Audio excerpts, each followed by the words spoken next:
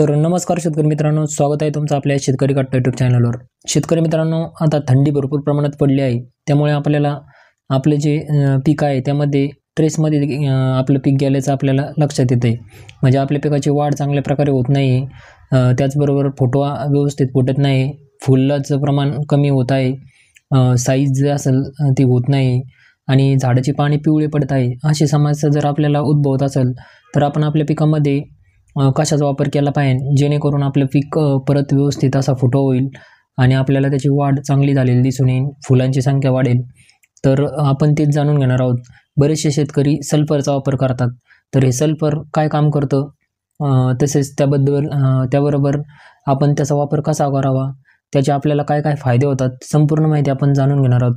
तत्पूर्वी शेतकरी मित्रांनो, तुम्ही आपल्या चॅनलवर जर नवीन असाल तर चॅनलला सबस्क्राईब करा आणि व्हिडिओ शेवटपर्यंत नक्की पहा।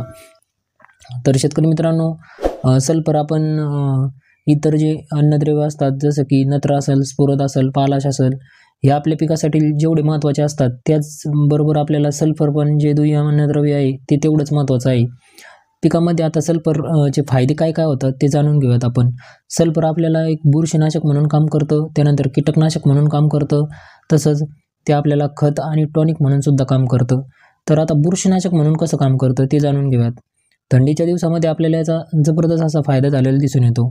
थंडीच्या दिवसामध्ये काय होतं, सूर्यप्रकाश कमी असतो, त्यामुळे आपल्या पानावर आणि मुळावर येणाऱ्या बुरशीचं प्रमाण जास्त प्रकारात वाढतं। यापासून आपल्याला संरक्षण देण्याचं काम सल्फर करतं। थंडीच्या दिवसामध्ये डाउनी मिल्ड्यू असन, तसेच लाल ठिपके असन, काळे ठिपके असन, यांसारखे बुरशीजन्य जे रोग असतात ते आपल्या पिकावर येण्याची जास्तीत जास्त शक्यता असते। यापासून आपल्याला संरक्षण म्हणून आपण सल्फरचा वापर करून आपल्याला त्याचा संरक्षण करू शकतो त्यापासून। त्याचबरोबर शेतकरी मित्रांनो, सल्फरचा आपल्याला कीटकनाशक म्हणूनही आपण त्याचा वापर करू शकतो। थंडीच्या दिवसामध्ये आपल्याला पांढरी माशी असेल किंवा इतर जी रसशोषक किडे असतात, लाल कोळी असेल, यांच्या नियंत्रणासाठी आपण सल्फरची जर फवारणी केली तर आपल्याला याचा चांगला असा फायदा होतो। त्यामुळे आपल्याला या ज्या किडे आहेत त्यापासून नियंत्रण करता येतं। त्याचबरोबर आपण याचा खत आणि टॉनिक म्हणून पण वापर करू शकतो। सल्फरच्या वापरामुळे काय होतं, आपल्या जमिनीमधले जे जीवाणू असतात ते सुप्त अवस्थेमध्ये जातात। थंडी जास्त असते, त्यामुळे काय होतं, आपल्या जमिनीचं टेम्परेचर हे 28 ते 25 अंश सेल्सिअसपेक्षा कमी होतं।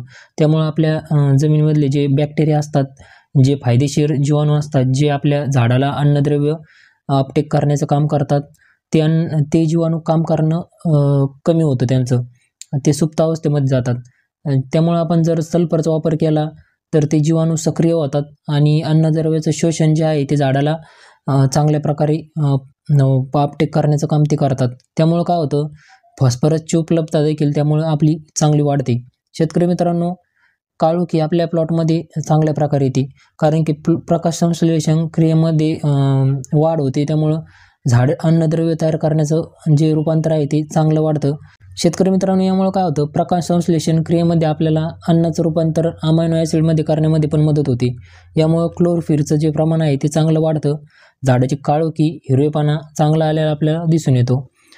त्याचबरोबर शेतकरी मित्रांनो, तेलवर्गीय पिकांमध्ये आपल्याला तेलाचं प्रमाण वाढवण्यासाठी, त्यानंतर दाण्याचं वजन वाढवण्यासाठी, आकार साईज वाढवण्यासाठी, तसेच दाण्याला चकाकी चमक आणण्यासाठी आपल्याला सल्फर अत्यंत महत्त्वाचं असतं। त्याचबरोबर शेतकरी मित्रांनो, आपलं जे सॉईल इम्प्रूव्हमेंट आहे, म्हणजे जमिनीची आपली सुधारणा होण्यासाठी आपल्याला याच्यामध्ये मदत होतं। यामुळे काय होतं, pH संतुलित राहतो। सल्फर जमिनीचा pH नियंत्रित मेंटेन ठेवण्यास मदत करतो, त्यामुळे जमीन चांगली सुधारते। आणि सल्फरच्या वापरामुळे झाडामध्ये चयापचयाची जी क्रिया असते, एन्झाईम ॲक्टिव्हिटी म्हणतात त्याला, ती वाढते।